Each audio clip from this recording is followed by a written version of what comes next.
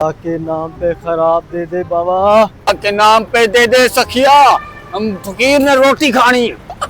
अल्लाह के नाम पे खराब दो बाबा, अल्लाह के नाम पे खराब दो। अरे मैं मांगने वाला नहीं, मैं ब्याह कराना है तो मेरे सोहरे कहने ने कस्टर का होना जरूरी है।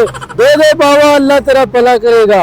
तेनों 6 बुए वाली गड्डी मिलेगी बाबा, खैरात दे बाबा, अल्लाह के नाम पे खैरात दे। ए पलावे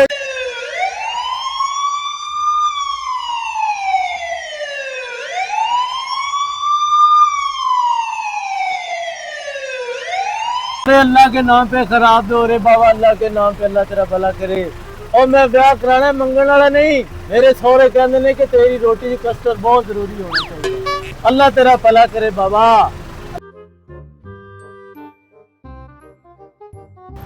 अल्लाह के नाम पे खराब दो बाबा।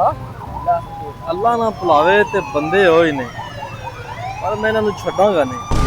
मैनूं लगदा मेरे मगर बंदा चिड़िया है ते ये भी मंगण वाले लगदा मैनूं।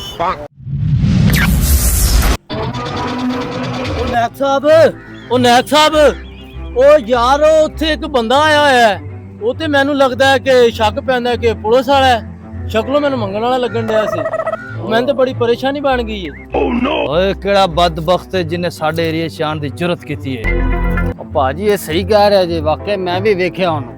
ठीक है, ते असीं घूर के वेख रहे सी, सानू कि पता नहीं जिवें असीं उहदे पैसे देने ने बकाया।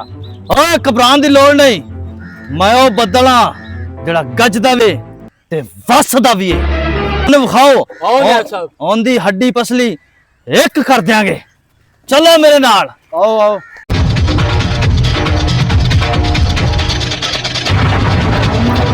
सानू किते भी जान दी लोड़ नहीं।